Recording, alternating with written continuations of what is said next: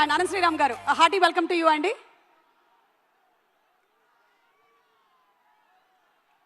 ఉలికి పడి ఊగాల ఉలకైనా నేనురకేస్తే, అదిరిపడి ఆగాల పిడుగైనా నేనడుగేస్తే,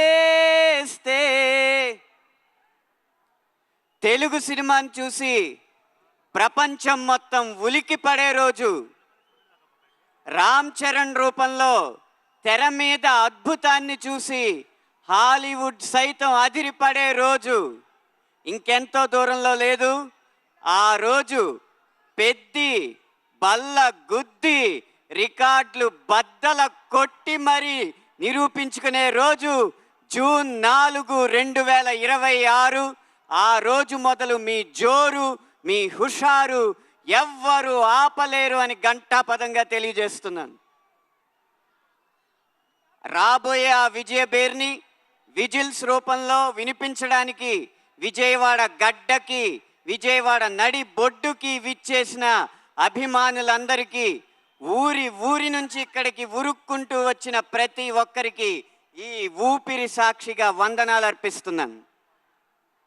నేను రాసిన పాట వేలాది మంది ముందు ఏఆర్ రెహమాన్ గారు ఎలుగెత్తి పాడడం, రామ్ చరణ్ గారు వెండి తెర మీద విరగబడి ఆడడం, నేను రై రై రారా అని పిలిచిన, హల్లల్లల్లో అని పలకరించిన, మస్సా మస్సా అని ఉసిగొలిపిన, ఉత్సాహంగా వచ్చి ఆ పాటలకి మీరంతా నీరాజనాలు పట్టి వందల మిలియన్ల వ్యూలు అందించడం, ఒక పాటల రచయితగా ఇంతకన్నా విజయం, ఇంతకన్నా గొప్ప ఆనందం, ఇంతకు మించిన అదృష్టం ఉండబోదు అని వినయంగా మీకు తెలియజేసుకుంటున్నాను.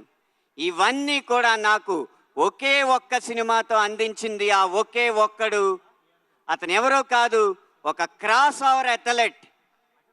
కాగితం మీద కథ రాయడం, తెర మీద ఆ కథని తీయడం అన్న రెండు ఆటల్ని ఒకే చోట ఒకే సమయంలో ఆడిన ఆ క్రాస్ ఓవర్ అథ్లెట్ మరెవరో కాదు, ఈ చిత్ర దర్శకుడు బుచ్చిబాబు సానా గారు. ఆయన ఇంటి పేరు నిలబెట్టాలనుకుంటారేమో, అందుకనే మమ్మల్ని అందరినీ అలా సానబడుతూ ఉంటారు, మా మెదళ్ళకి అలా సానబెడుతూనే ఉంటారు.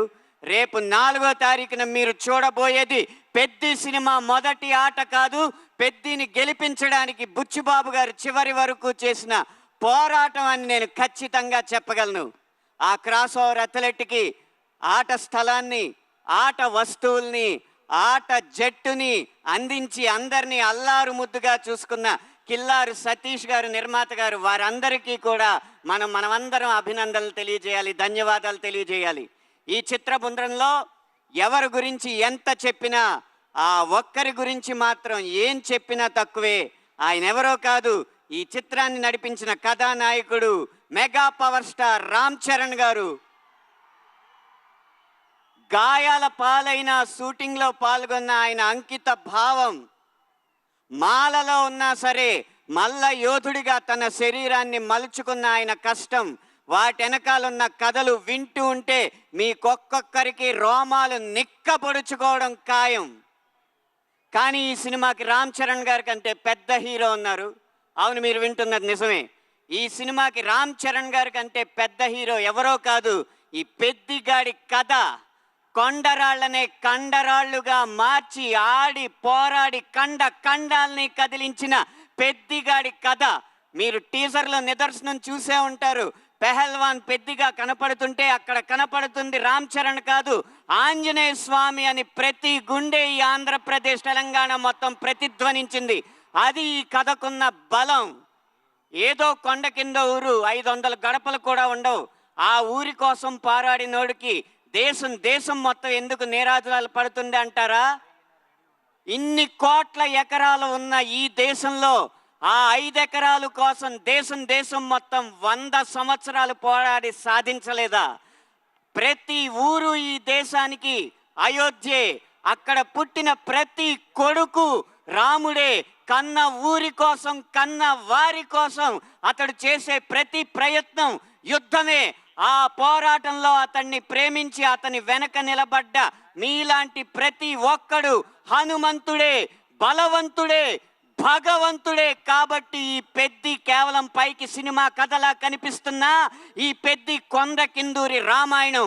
ఆ రామాయణం ఎంత కాలం నిలిచిందో ఈ పెద్ది కథ కూడా కాలాల పాటు నిలిచి సంవత్సరానికి 10 విజయాలు కాకుండా 10 సంవత్సరాలకి ఒకసారి వచ్చే సినిమాగా ఈ పెద్ది నిలిచిపోతుందని బల్లగుద్ది మరీ చెప్తూ, మండే గుండె నీలో లేదంటే కాలు చెయ్యి ఉన్నా లేనట్టే, నీకు నెగ్గే నైజం అర్థం కానట్టే. ఇది పెద్ద సినిమా ఇచ్చే సందేశం. ఇంతటితో నా మాటలు సమాప్తం. ధన్యవాదాలు. Thank you so much Anant Sriram garu. మీ మాటల ప్రవాహం చాలా బాగుంది, పాటల ప్రవాహం చాలా బాగుంది. మీరు అడపాదడపా మా కోసం కొన్ని స్టెప్పులు కూడా వేస్తూ ఉంటారు. కాబట్టి చిక్రీ స్టెప్ ఏమైనా ఇవాళ ట్రై చేద్దాం అనుకుంటున్నారా? లేదు, సతీష్ గారు పారితోషికం ఇవ్వలేదు. అందుకని చిక్రీ స్టెప్ వేయట్లేదా? నేను స్టెప్ వేయాలంటే రామ్ చరణ్ గారి కంటే ఎక్కువ పారితోషికం కావాలి. వామ్మో, నమస్కారం అండి. ఈ ఒక్క వీడియో చాలు రేపటికి వైరల్ అవ్వడానికి. Thank you so much sir.